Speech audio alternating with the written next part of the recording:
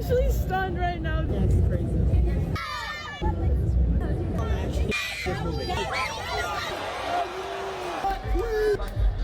Track queen.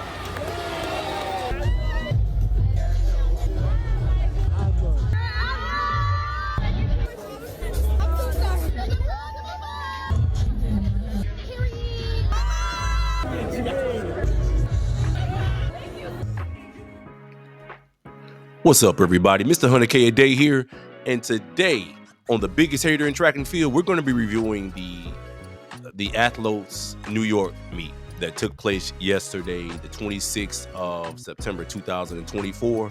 And I'm here to announce you guys, this meet was a total disaster. It was a big ego trip for this demasculated Alexis guy who's married to Serena Williams. You know, the typical when you have a white guy who marries a black woman and he has to try to impress her in sports. He has to come in and do what?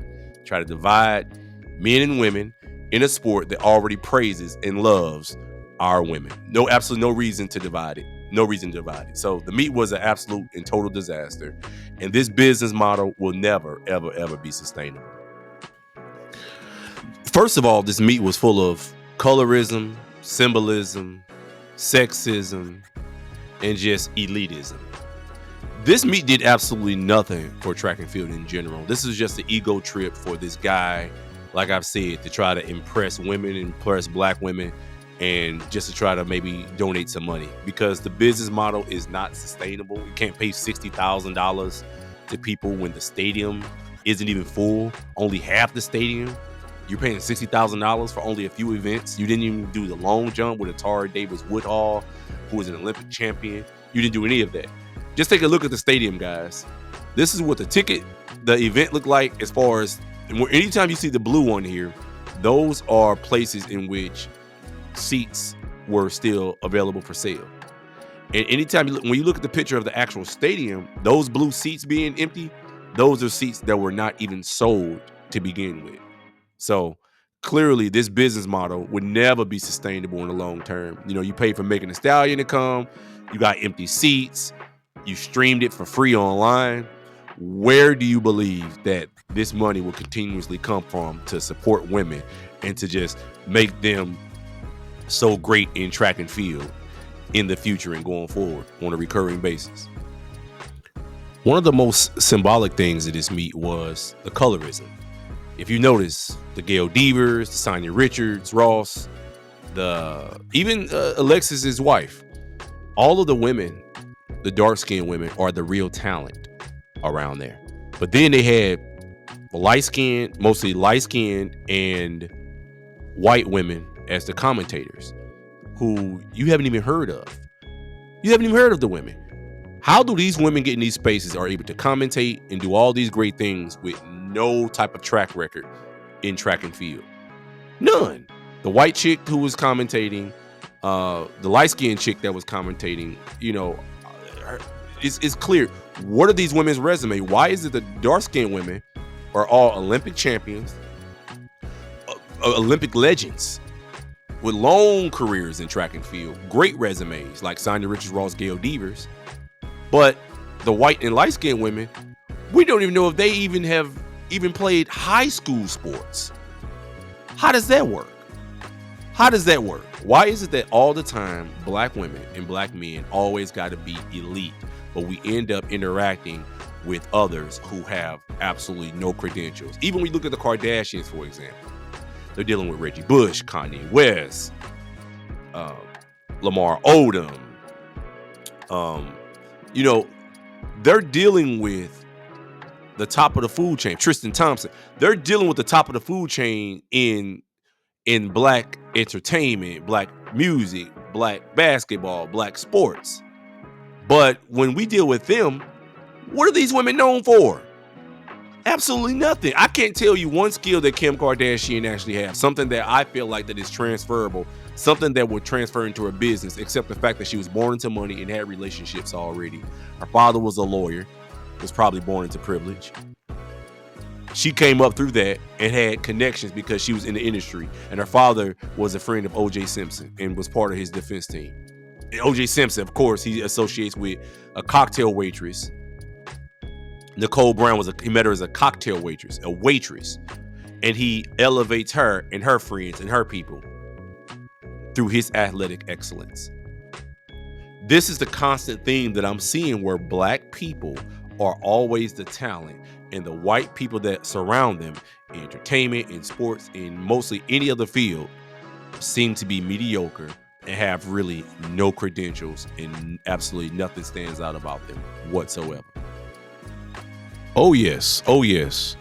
No, and the symbolism was on full display. They made sure when Alexis did his interview during the middle of the track meet, he had his daughter, his mixed daughter, him and Serena Williams, his daughter, sitting on his lap, so that he could talk about empowering women, empowering the women in sport, and all these great things that, you know, he aspires for his daughter to be able to do, and for the system for her to be a part of.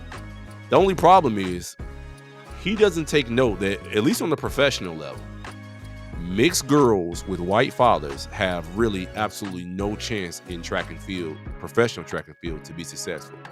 Now, they could do high school track. They could participate in maybe even collegiate track, but it's, you know, they might have to do the heptathlon or the 400-meter hurdles, go to the sprinter's graveyard or something like that. But as far as a meet like this, she has absolutely no chance. His daughter with Serena Williams has absolutely no chance of participating in professional track and field. Maybe another sport that could be more skill-based, where pure athleticism isn't necessarily a component that is, you know, mostly necessary in order to be successful, like track and field. That's mostly a genetic thing.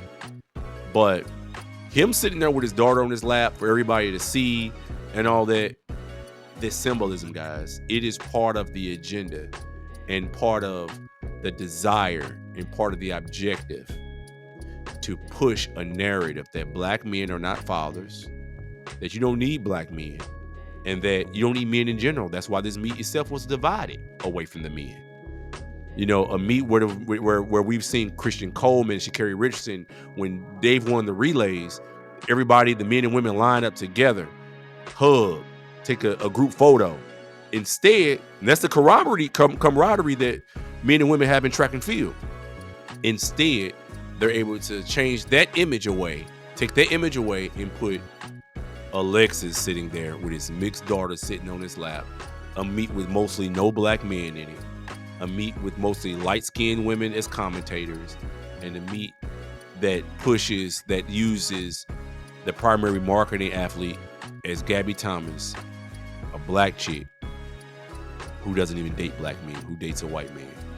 If anybody can't see that symbolism and how the undertones were being pushed in this meet, then I don't know what to tell you. You know, guys, I was gonna go on and on about this, rant and rave for about 30 minutes. But, you know, I'm going to leave it with just that image, y'all. Just show you how we just went from in 2023, you know, this meet was, you know, was conceived in the last year. So we just went in 2023 from the group picture with the men and women together being unified. That was the last image we saw mostly on the international stage in 2023, to now the last image at the end of September, the last image being images of this chick and her kid, holding up her kid. She's the commentator. Of Alexis with his daughter, his mixed daughter, sitting on his lap.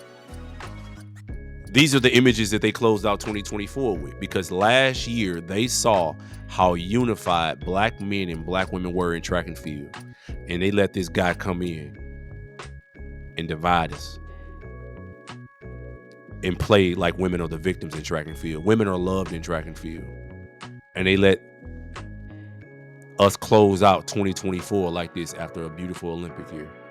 After the men and women just went and broke the Olympic record and U.S. record in the relays in Paris. There was no division then. So this is how they closed out the year, y'all. Mr. 100K a day. I'm going to catch y'all later. Stay woke, y'all. Peace.